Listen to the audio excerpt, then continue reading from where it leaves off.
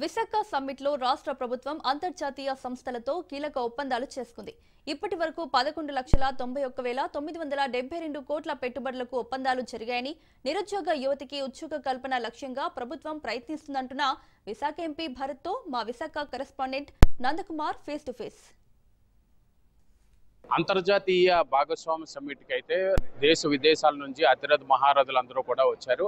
ముఖ్యంగా ఈ యొక్క ఏదైతే సమ్మిట్లోని 33 దేశాలకు సంబంధించిన ఇన్వెస్టర్స్ అందరూ కూడా వచ్చారు. వాళ్ళ యొక్క మనోగతం ఏ విధంగా ఉన్నది, ఆంధ్రప్రదేశ్లో ఏ విధంగా వీళ్ళు పెట్టుబడులు పెట్టే క్రమంలో భాగంగా మనతో మాట్లాడడానికి విశాఖపట్నం ఎంపీ భరత్ గారు ఉన్నారు. ఆయనతో మాట్లాడుతున్నాం. సార్ చెప్పండి, ఈ యొక్క సమ్మిట్ నేపథ్యంలో ఇంతమంది ఇన్వెస్టర్స్ అన్న వాళ్ళు వచ్చారు, ఈ యొక్క ఏపీ యొక్క మనుగడ ఇన్ఫ్రాస్ట్రక్చర్ ఏ విధంగా ఉండబోతుంది అంటారు సార్? మేము వాళ్ళకి సీరియస్గా చెప్పేది ఏంటి అంటే, మీరు ఎంఓయూ సైన్ చేస్తే మీరు ఎంత పెట్టుబడి పెట్టబోతున్నారో అది యాక్యురేట్గా మీరు ఆలోచించండి. దాని తర్వాత ఎంత టైంలో మీరు పెట్టబోతున్నారో మాకు చెప్పండి. ఎందుకంటే ఎంఓయూ ఈ సమ్మిట్ అయిపోయిన తర్వాత వెంటనే మేము దాన్ని land identification, subsidy finalisation, investment board clearance, cabinet clearance ఇవన్నీ చేసి ప్రాజెక్ట్ గ్రౌండ్లో స్టార్ట్ అయ్యి విదిన్ 12 to 24 months ఆపరేషన్స్ కూడా స్టార్ట్ అవ్వాలనేది మా ఆలోచన. ముందు ప్రభుత్వంలో కూడా మేము ఫేస్ చేసిన ప్రాబ్లం ఏంటి అంటే, 17-18లో సిఐఐ సమ్మిట్ అయిన తర్వాత గవర్నమెంట్ మారింది. గవర్నమెంట్ మారిన తర్వాత కొత్త గవర్నమెంట్ వచ్చి అవేవి ఆనర్ చేయలేదు. దానివల్ల చాలామంది పెట్టుబడిదారులు మన మీద కొంచెం నమ్మకం కోల్పోయారు. ఆ నమ్మకం ఎవరు మళ్ళీ బిల్డ్ చేసే పరిస్థితికి ఆంధ్రప్రదేశ్ వచ్చింది. కాబట్టి we want to go very fast. ఇప్పుడు మా ఫోకస్ అంతా స్పీడ్.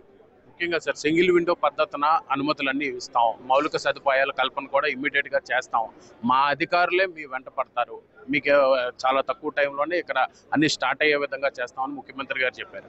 అధికారుల యొక్క తోటి ఎలాగ మీరు సమన్వయం చేయకపోతారు? ప్రభుత్వంలో చాలా రూల్స్ ప్రాసెసెస్ ఉండడం వల్ల అనేక మందికి వేరే వేరే రాష్ట్రాల్లో పనిచేసేటప్పుడు ప్రాజెక్టులు డిలే అవుతూ ఉంటాయి. మనది కూడా ప్రభుత్వమే, మన దగ్గర కూడా చట్టాల్లో కొన్ని దగ్గర లోపాలు ఉంటాయి, మనం అవి సరిదిద్దుకోవాలి. కానీ ఎప్పుడైతే పాలకుడు బాగున్నాడో, యథా రాజా తదా ప్రజ అంటారు చూడండి, పాలకుడు బాగున్నప్పుడు ఎక్కడెక్కడ లోపాలు ఉన్నాయో అక్కడ మనము పొలిటికల్ ఇంటర్వెన్షన్ చేసి, కాదు ఇక్కడ మనము ఇలా వెళ్దాము అని మనం ఒక డైరెక్షన్ ఇస్తే ఒక దగ్గర నెల రోజులు స్టక్ అయిపోయే బదులు వారం లోపల మనం రిజాల్వ్ చేయగలుగుతాం. అలా ప్రతి స్టేజ్లో మనం అది రిజాల్వ్ చేయగలిగితే 6 నెలల్లో అవ్వాల్సింది మనం 2 నెలల్లో పూర్తి చేయగలుగుతాం. కేంద్రం నుంచి కొన్ని పర్మిషన్స్ రావాలి, అది కూడా వెళ్ళి ప్రధానమంత్రి గారిని రిక్వెస్ట్ చేసుకుని అది తెచ్చితే వాళ్ళు బహిరంగంగా వచ్చి చెప్తున్నారు, అసలు ఇంత ఫాస్ట్గా చేస్తుందని మేము ఊహించలేదు, అందుకే మేము కూడా ఇండియాస్ లార్జెస్ట్ స్టీల్ ప్లాంట్ పెట్టడానికి ఇక్కడ మేము ఒక ప్రణాళిక వేసామని చెప్తే వీఆర్ ఫీలింగ్ వెరీ హ్యాపీ. ఎందుకు గూగుల్ డేటా సెంటర్ రావడానికి విశాఖపట్నం ఎంపీ గారు భరత్ గారి ప్రోబలం సపోర్ట్ తోటి ఇదంతా జరుగుతుంది. నిరుద్యోగ యువతలోని మీరు కొత్తగా ఆశలు అనేది చిగురింప చేశారు, వాటిని ఏ విధంగా చూడొచ్చట?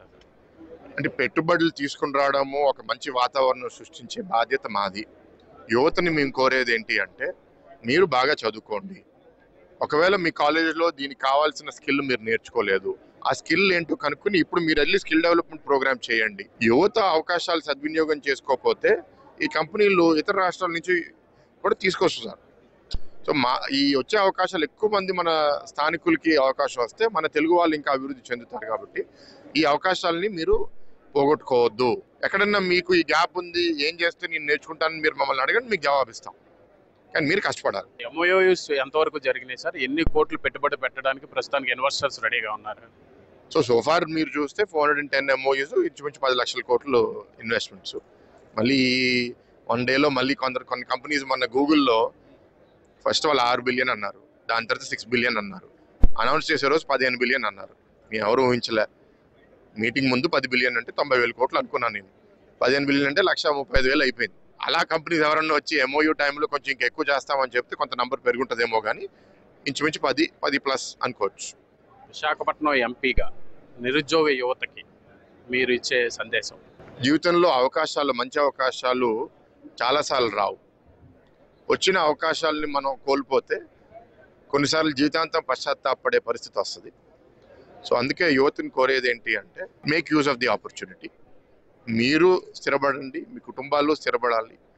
మీరు ఈ అడుగు ద్వారా ఏదో ఒక రోజు మీరు కూడా ఒక పారిశ్రామికవేత్త, ఒక ఆంటర్‌ప్రెన్యూర్ అవ్వాలనేది మా కోరిక. So this is only a step in that direction. ఈ ప్రస్తుతానికి పరిస్థితి ఎవరైతే నిరుద్యోగ యువతకి సంబంధించి ఎవరెవరు ఉన్నారో వాళ్ళందరూ కూడా ఈ యొక్క టెక్నికల్ పరంగా అన్ని విధాలుగా ముందుకుండాలని, అదే నేపథ్యంలో కూడా ఇక్కడ గూగుల్ డేటా సెంటర్ అలాగే మిగతా వాటితో కూడా ఎంఓయూలు జరుగుతున్నాయి. దాదాపు 470 ఎంఓయూలు పైన జరిగినాయి.